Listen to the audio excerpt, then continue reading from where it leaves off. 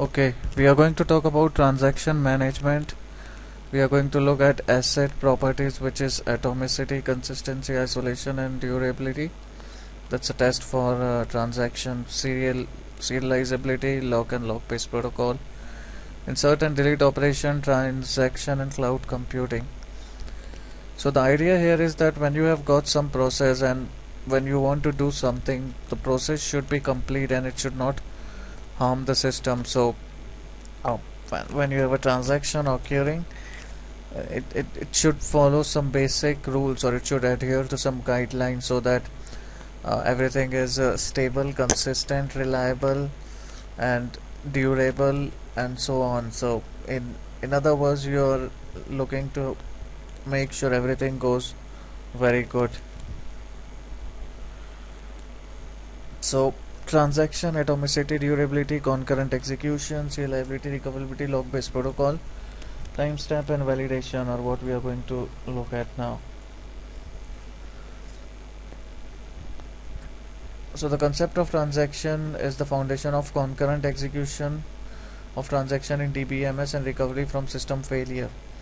So these are the two things that we are going to look at a later stage. Concurrent execution means when you have two ideas or two programs or two queries asking for the same information, and actually they have the power to change the same information or play around with things. And recovery from a failure. User write data updates in a program in terms of high level language to understand how DBMS helps actually handles this concept will help us to look at concurrent control and recovery.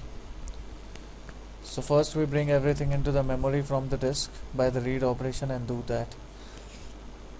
So transaction has two types. To read a database object is first brought into memory. To write it is then copied into the hard disk. There are four important properties of transaction. The user should be regard the execution as atomic, either all or nothing. Each and this is what forms the acid test. Each transaction run itself with no concurrent execution of the transaction. The property is consistency. DBMS assumes that it holds for transaction, ensuring this property is responsible for the user. Then ACID, ACID, the I stands for isolation. User should be able to understand transaction with different effects of either configuration, even if DGS interleaves action several. The property is known as isolation. Transaction are isolated, protected from effective. So we want them to be isolated. DBMS informs the user that transaction has been completed, and if system crashes, still we should be good at. So that's the durability. These are the transaction state: active, partially committed, committed, failed, aborted. So if you're partially committed or failed, you should make sure that you do these things in the right way. So restart the transaction and kill the transaction. Then we have concurrent control. So transaction usually allow multiple transactions to run concurrently at the same time. DBS interleaves, interchanges the action to improve performance, but not all interleaving should be allowed, because if you allow many things together, you could create into trouble. To schedule two transactions, in the following figures are interleaved of two transactions: T1, RAW, RBW, RC. While transaction 1 is waiting to be read, CPU can process another transaction. Overlapping of IO CPU reduces the amount of time and increasing the size. Second interleaved transaction is short with a long transaction allows short transaction to complete quickly. Serial execution, a short transaction could get stuck behind long transaction. Then we have serializability. A serializability schedule over a set of a set S of a committed transaction is scheduled whose effect is consistent. Database guaranteed to be identical and some complete serial over S. That is, even though the extents of transaction returned, the resulting is different. Then we have recoverability. So we should again recover them. If you see, we get all these diagrams: T1, T2, write A, write 2, and commit. So then we have the implementation of isolation. So we have the things that would come one after the other, but the isolation means that it should be consistent in a way that it should not create trouble. So it should be as good as being worked out in isolation. So that's how the final effect.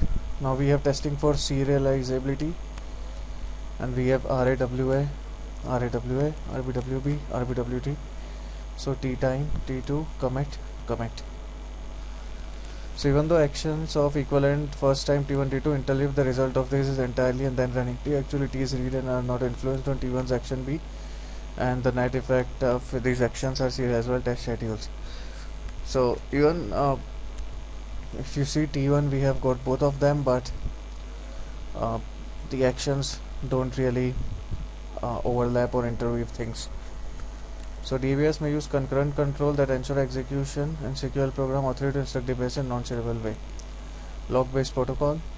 DBS must be able to ensure only serial-based recovery schedules are allowed and there are no action of committed or lost while doing aborted. So DBMS must use locking protocol to achieve this. Locking protocol. A locking protocol is a set of rules to be followed by each transaction to ensure that even though actions of several might be interleaved, the net effect is as done in the same order. We have two-phase, growing phase, shrinking phase, strict two-phase. So in growing phase, transaction may obtain logs but they may not easy to log. In shrinking phase, may release log but not obtain any new log. Then we have strict two-phase. We have rule 1 that transaction T wants to read an object at first sequence share log. And rule 2, a locking protocol can two transactions complete different parts that proceed without interleaving on one way. So we have the log-based protocol then.